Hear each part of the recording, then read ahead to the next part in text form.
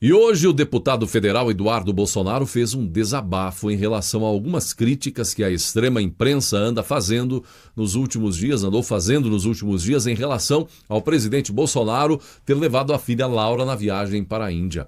A extrema imprensa está indignada porque o presidente Bolsonaro levou sua filha, criança, na viagem à Índia, disse Eduardo. E ele complementa: curioso, quando era Lula levando sua amante para o exterior, ninguém se indignava, escreveu Eduardo, inserindo o link de uma notícia publicada pela revista Veja. A reportagem diz que nas investigações sobre o ex-presidente Luiz Inácio Lula da Silva, a Polícia Federal rastreou todas as viagens internacionais do petista. Segundo as investigações, Rosemary Noronha, amiga íntima de Lula e ex-chefe de gabinete do escritório da Presidência da República em São Paulo, integrou a comitiva de Lula 13 vezes entre 2007 e 2015. Para quem não sabe, ela é a atual companheira de Lula. As viagens que acompanhou Lula aconteceram antes mesmo da partida de Marisa, então esposa de Lula. O que disse o amigo fazendeiro de Lula sugere que o petista supostamente traía a esposa.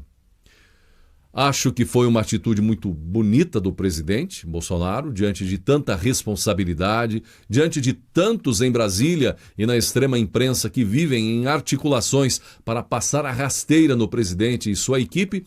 Fico feliz que ele pôde contar com a companhia de sua filha e não de uma amante, já que a primeira-dama está em recuperação de saúde e não pôde acompanhar o presidente na viagem. Por falar nisso, temos ainda repercutindo a destituição do então secretário Vicente Santini, da Secretaria Executiva da Casa Civil, por fazer o uso de um avião da FAB para o transporte entre Suíça e Índia, enquanto ministros fizeram o mesmo percurso em avião comercial. Vimos que o presidente Bolsonaro não gostou e, assim que chegou de viagem, destituiu Santini do cargo. Agora, já que o assunto veio à tona, o Brasil precisa discutir essa questão. Se Bolsonaro está encarando isso a sério, se quer economia de dinheiro público, quer um governo ético e moralmente justo, então isso também precisa valer para os demais poderes. O jornalista José Roberto Guzzo, em sua coluna no Estadão de hoje, questiona o que podemos chamar de abuso da cara dos brasileiros. Parte da coluna de Guzzo diz o seguinte: o mais agressivo Zé Ruela do Brasil no uso de aviões da FAB para viajar de graça é disparado o presidente da Câmara dos Deputados, Rodrigo Maia. O homem foi capaz, só em 2019, de viajar 229 vezes pela Força Aérea, algo provavelmente sem paralelo no resto do mundo, diz Guzzo. Quem consegue viajar 229 dias em 365? E, sobretudo, para quê? O que ele faz no tempo que lhe sobra? É positivamente impossível para qualquer ser humano viajar, tanto assim para servir o interesse público. Não há muito simplesmente essa quantidade de assuntos de interesse público para serem cuidados por alguém, por ninguém, em nenhuma circunstância, em nenhum governo do planeta. Quando se olha um pouco mais para a coisa, fica pior. Maia conseguiu levar mais de 2.000 pessoas de carona nos voos que fez com o seu dinheiro, com o meu dinheiro, diz Guzzo. Brasileiros, enquanto se discute moral, ética, enquanto o brasileiro vive uma descoberta de que sua opinião pode mudar o Brasil, onde há desde a vovozinha até o adolescente descobrindo que pode opinar, então temos alguns políticos que não são do mesmo Brasil nosso. 229 viagens em um ano. É inacreditável. Não chegam os automóveis, motoristas, carro, verba para isso, verba para aquilo. Eu desafio, se isso não for verdade, ou se tiver uma explicação plausível que convença o coração do brasileiro. Tem espaço aberto aqui o presidente da Câmara neste jornal. Precisamos ser justos, sim. Pode ser que todas essas viagens foram feitas pelo senhor Rodrigo Maia para mudar o Brasil. Então sejamos justos. Se a cobrança não condiz com a realidade dos objetivos, está aberto o espaço aqui Pode mandar um vídeo pronto com uma explicação convincente. E se antes de tudo nos convencer, nós publicaremos então aqui. Agora, não venham com mentiras legalizadas como é o fundão eleitoral, não.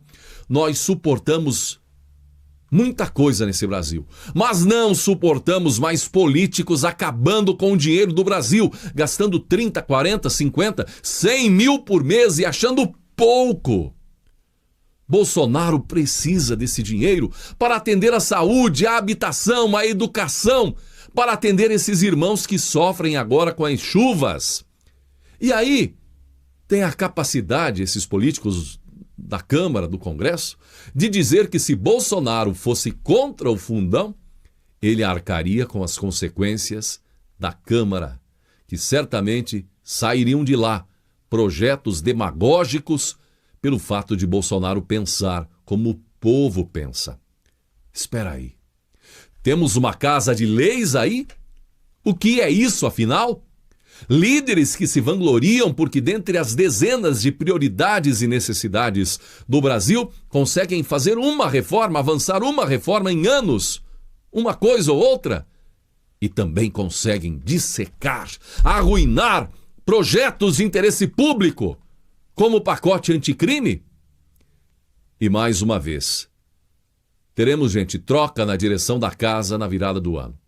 Os bons que estão dentro dessa Câmara, quanto tempo vão se acovardar e gritar fino com o mando e desmando dos poderosos que imperam dentro dessa casa de leis? Vamos deixar que os mesmos continuem vencendo e ameaçando que se o presidente não dançar a música do Congresso, eles são capazes de lançar projetos demagogos, absurdos, demagógicos, para ludibriar o povo e jogar a opinião pública contra a governabilidade? O presidente Bolsonaro é a prova viva de que os bons podem vencer. Quem vai se levantar primeiro e deixar todos os interesses de lado e gritar: pelo Brasil eu estou aqui?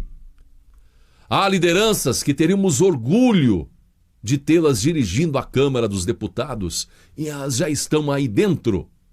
Precisam acordar, ficar de pé, precisam acreditar. Acreditar como Bolsonaro acreditou.